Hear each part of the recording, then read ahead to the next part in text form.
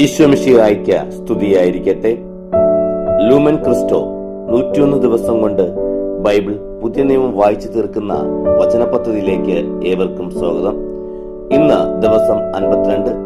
അപ്പോസ്തല പ്രവർത്തനങ്ങൾ 6ഉം 7ഉം അധ്യായങ്ങളാണ് നാം ഇന്ന് വായിക്കുന്നത്.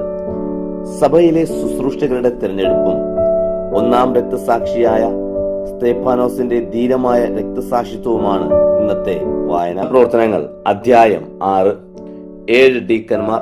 അന്നാളുകളിൽ ശിഷ്യർ വർദ്ധിച്ചുകൊണ്ടിരിക്കെ പ്രതിദിനമുള്ള ശുശ്രൂഷയിൽ ഞങ്ങളുടെ വിധവകൾ അവഗണിക്കപ്പെടുന്നുവെന്ന് ഗ്രീക്കുകാർ ഹെബ്രായർക്കെതിരെ പിറുപിറുത്തു.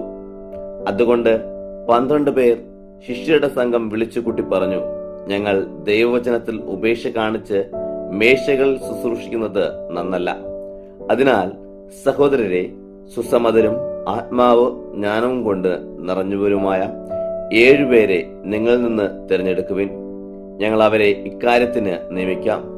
ഞങ്ങൾ പ്രാർത്ഥനയിലും വചന ശുശ്രൂഷയിലും വിശ്വസ്തയോടെ വ്യാപരിക്കാം. ആ വാക്ക് സംഘത്തിനു മുഴുവൻ പ്രീതികരമായി. വിശ്വാസത്താലും പരിശുദ്ധാത്മാവിലും നിറഞ്ഞ സ്തേഫാനോസിനെയും ഫിലിപ്പോസ്, പ്രോക്രോസ്, നിക്കാനോർ, തീമോൻ, പർമനോസ്, യഹൂദമതം സ്വീകരിച്ച അന്ത്യോക്യക്കാരൻ നിക്കോളോവോസ് എന്നിവരെയും അവർ തിരഞ്ഞെടുത്തു. അവരെ അപ്പോസ്തലന്മാരുടെ മുൻപിൽ നിർത്തി. അവർ പ്രാർത്ഥിച്ചിട്ട് അവരുടെ മേൽ കൈകൾ വച്ചു. ദൈവവചനം പ്രചരിക്കുകയും ജെറുസലേമിൽ ശിഷ്യരുടെ എണ്ണം ഏറെ വർദ്ധിക്കുകയും ചെയ്തു. പുരോഹിതന്മാരുടെ ഒരു വലിയ ഗണം വിശ്വാസത്തോട് അനുസരണമുള്ളവരായി. സ്തേഫാനോസിനെ ബന്ധിക്കുന്നു. സ്തേഫാനോസ് കൃപയും ശക്തിയും കൊണ്ട് നിറഞ്ഞ് അത്ഭുതങ്ങളും വലിയ അടയാളങ്ങളും ജനമധ്യത്തിൽ പ്രവർത്തിച്ചു. സ്വതന്ത്രന്മാരുടേത് എന്നറിയപ്പെട്ടിരുന്ന സിനഗോഗിലെ ചില അംഗങ്ങളും സൈലൻകാരും അലക്സാണ്ട്രിയക്കാരും കിലിക്യായിലും ഏഷ്യയിലും നിന്നുള്ളവരും എഴുന്നേറ്റ് സ്തേഫാനോസിനോട് വാദപ്രതിവാദത്തിൽ ഏർപ്പെട്ടു. എന്നാൽ അവന്റെ ജ്ഞാനത്തെയും അവന്റെ സംസാരത്തിലെ ആത്മാവിനെയും എതിർത്ത് നിൽക്കാൻ അവർക്ക് കഴിഞ്ഞില്ല. അപ്പോൾ അവൻ മോശയ്ക്കും ദൈവത്തിനുമെതിരായി ദൂഷണവാക്കുകൾ പറയുന്നത് ഞങ്ങൾ കേട്ടിട്ടുണ്ടെന്ന് പറയാൻ ആളുകളെ രഹസ്യത്തിൽ അവർ പ്രേരിപ്പിച്ചു. അവർ ജനത്തെയും ശ്രേഷ്ഠന്മാരെയും നിയമജ്ഞരെയും ഇളക്കുകയും അടുത്തു വന്ന് അവനെ പിടികൂടി ന്യായാധിപ സംഘത്തിനു മുമ്പിൽ കൊണ്ടുവരികയും ചെയ്തു. കള്ളസാക്ഷികൾ എഴുന്നേറ്റ് നിന്ന് പറഞ്ഞു, ഈ മനുഷ്യൻ ഈ വിശുദ്ധ സ്ഥലത്തിനും നിയമത്തിനും എതിരായ കാര്യങ്ങൾ സംസാരിക്കുന്നതെന്ന് വിരമിക്കുന്നില്ല. നസ്രായനായ യേശു ഈ സ്ഥലം നശിപ്പിക്കുകയും നമുക്ക് മോശ ഏൽപ്പിച്ചു തന്നിട്ടുള്ള ആചാരങ്ങൾ മാറ്റുകയും ചെയ്യുന്നുവെന്ന് ഇവൻ പ്രസ്താവിക്കുന്നത് ഞങ്ങൾ കേട്ടു. ന്യായാധിപ സംഘത്തിലിരുന്ന് സകലരും അവനെ സൂക്ഷിച്ചു നോക്കിയപ്പോൾ അവന്റെ മുഖം ഒരു ദേവദൂതന്റെ മുഖം പോലെ കണ്ടു. അപ്പോസ്തല പ്രവർത്തനങ്ങൾ അധ്യായം 7. സ്തേഫാനോസിന്റെ പ്രസംഗം. അപ്പോൾ പ്രധാന പുരോഹിതൻ ചോദിച്ചു, ഇവ ഇങ്ങനെ തന്നെയോ? അവൻ പറഞ്ഞു, സഹോദരരെ, പിതാക്കന്മാരെ കേട്ടുകൊള്ളുവിൻ. നമ്മുടെ പിതാവായ അബ്രാഹാം ഹാരാനിൽ താമസിക്കുന്നതിന് മുമ്പ് മെസൊപ്പൊട്ടോമിയയിൽ ആയിരിക്കുമ്പോൾ മഹത്വത്തിന്റെ ദൈവം പ്രത്യക്ഷനായി അവിടുന്ന് അവനോട് പറഞ്ഞു, നിന്റെ ദേശത്തു നിന്നും ബന്ധുക്കളിൽ നിന്നും നീ പുറപ്പെട്ട് ഞാൻ കാണിച്ചു തരുന്ന ദേശത്തേക്ക് വരിക. അപ്പോൾ അവൻ കൽദാന ദേശത്ത് നിന്ന് പുറപ്പെട്ട് ഹാരാനിൽ താമസിച്ചു.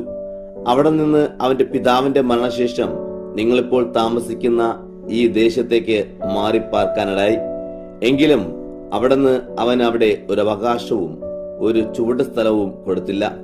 എന്നാൽ ഇത് അവനും അവനുശേഷം അവന്റെ സന്തതിക്കും അവകാശമായി നൽകുമെന്ന് അവന് സന്താനമില്ലാതിരിക്കുമ്പോൾ തന്നെ അവിടുന്ന് വാഗ്ദാനം ചെയ്തു.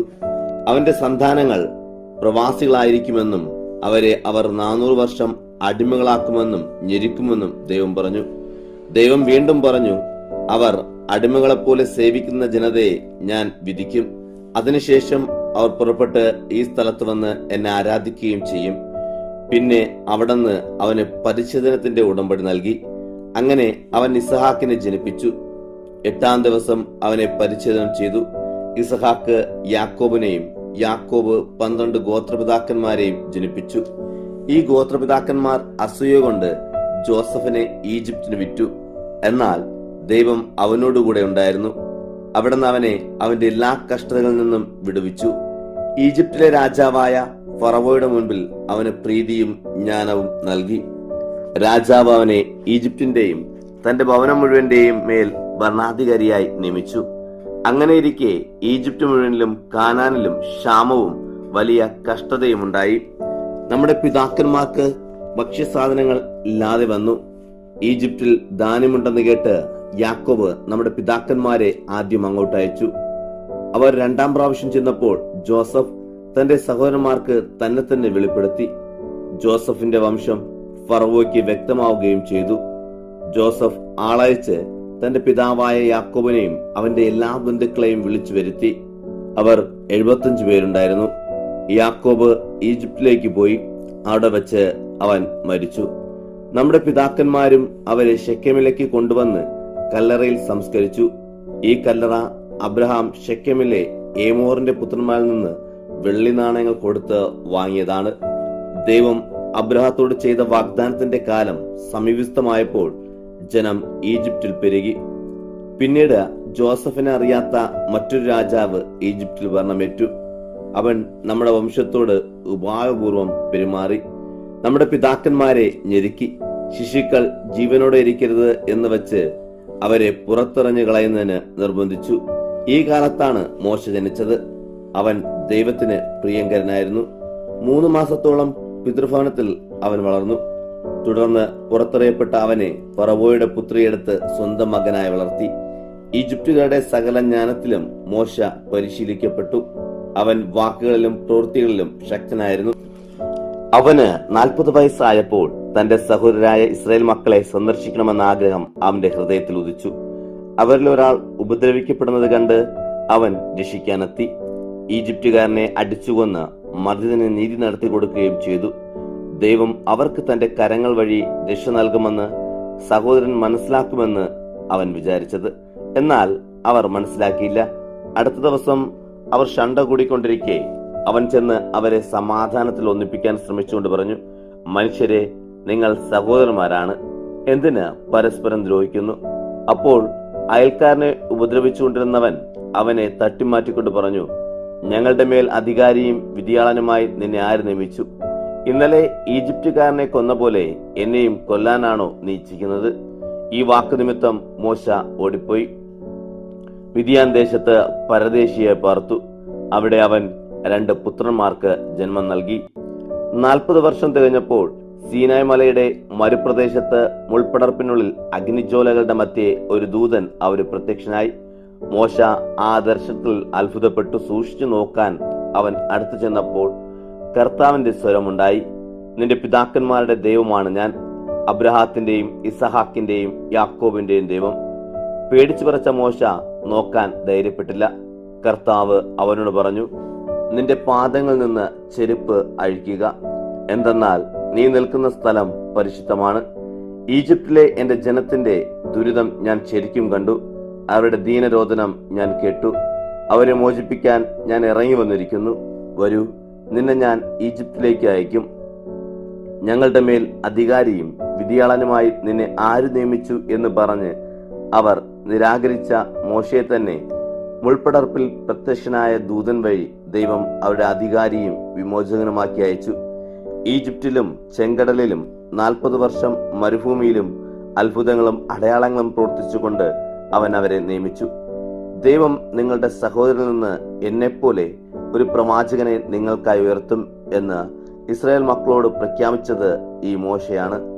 സീനായ് മലയിൽ വെച്ച് തന്നോട് സംസാരിച്ച ദൂതനോടും നമ്മുടെ പിതാക്കന്മാരോടും കൂടെ മരുഭൂമിയിലെ സമൂഹത്തിലായിരുന്നവനും നമുക്ക് നൽകാൻ ജീവവചസ്സുകൾ സ്വീകരിച്ചവനും ഇവനാണ്. നമ്മുടെ പിതാക്കന്മാർ അനുസരണമുള്ളവരായിരിക്കാൻ ഇഷ്ടപ്പെട്ടില്ല, മറിച്ച് അവർ അവനെ നിരാകരിക്കുകയും തങ്ങളുടെ ഹൃദയം കൊണ്ട് ഈജിപ്തിലേക്ക് തിരിയുകയും ചെയ്തു. അവർ അഹറോനോട് ആവശ്യപ്പെട്ടു, ഞങ്ങളെ നയിക്കാൻ ദേവന്മാരെ നിർമ്മിക്കുക, കാരണം ഞങ്ങളെ ഈജിപ്ത് ദേശത്തു നിന്ന് നയിച്ചു കൊണ്ടുവന്ന മോശ ഉണ്ടല്ലോ, അവൻ എന്ത് സംഭവിച്ചുവെന്ന് അറിഞ്ഞുകൂടാ. അവർ ആ ദിവസങ്ങളിൽ ഒരു കാളക്കുട്ടിയെ നിർമ്മിച്ച് ആ വിഗ്രഹത്തിന് ബലിയർപ്പിച്ചു. സ്വന്തം കരവേലകളിൽ അവർ ആഹ്ലാദിച്ചു. എന്നാൽ ദൈവം പിന്തിരിയുകയും ആകാശ സൈന്യത്തെ ആരാധിക്കാൻ അവരെ ഏൽപ്പിച്ചു കൊടുക്കുകയും ചെയ്തു. പ്രവാചകന്മാരുടെ പുസ്തകത്തിൽ ഇപ്രകാരം എഴുതപ്പെട്ടിരിക്കുന്നു, ഇസ്രായേൽ ഭവനമേ, 40 വർഷം മരുഭൂമിയിൽ നിങ്ങൾ എനിക്ക് ബലിമൃഗങ്ങളോ യാഗങ്ങളോ അർപ്പിച്ചിട്ടുണ്ടോ? ആരാധിക്കാൻ നിങ്ങൾ നിർമ്മിച്ച ബിംബങ്ങളായ മൊളോക്കിന്റെ കൂടാരവും റായ്ഫാൻ ദേവന്റെ നക്ഷത്രവും നിങ്ങൾ ചുമന്നുകൊണ്ട് നടന്നു. ബാബിലോണപ്പുറത്തേക്ക് നിങ്ങളെ ഞാൻ നാടുകടത്തും. മരുഭൂമിയിൽ നമ്മുടെ പിതാക്കന്മാർക്ക് ഒരു സാക്ഷ്യ കൂടാരമുണ്ടായിരുന്നു.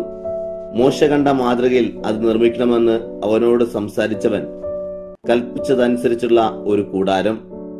തങ്ങളുടെ മുമ്പിൽ നിന്ന് ദൈവം ബഹിഷ്കരിച്ച വിജാതിയുടെ ഭൂമിയിലേക്ക് നമ്മുടെ പിതാക്കന്മാർ ജോഷ്യമൊത്ത് പ്രവേശിച്ചപ്പോൾ അത് കൂടെ കൊണ്ടുപോന്നു.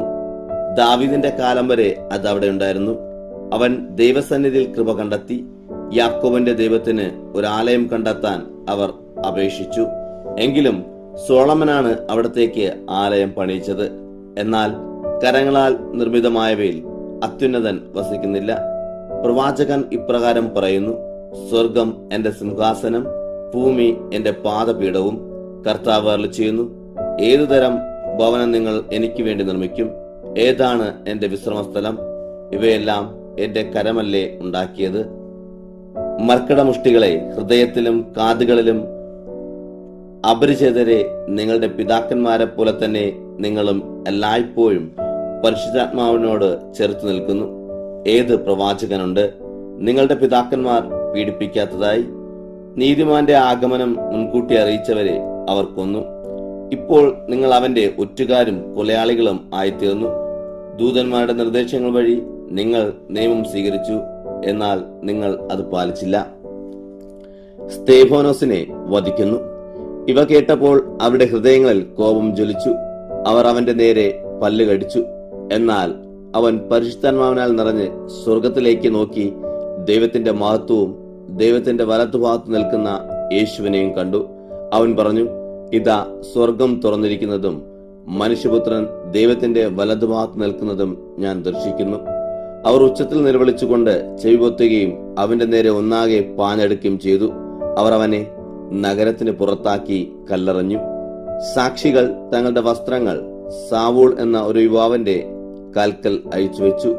കർത്താവായ യേശുവേ, എന്റെ ആത്മാവിനെ കൈക്കൊള്ളണമേ എന്ന് വിളിച്ചപേക്ഷിക്കുന്ന സ്തേഫാനോസിനെ അവർ കല്ലെറിഞ്ഞുകൊണ്ടേയിരുന്നു. അവൻ മുട്ടിൽ വീണ് ഉച്ചത്തിൽ വിളിച്ചപേക്ഷിച്ചു: കർത്താവേ, ഈ പാവം അവരുടെ മേൽ ആരോപിക്കരുത്. ഇത് പറഞ്ഞ് അവൻ നിദ്ര പ്രാപിച്ചു.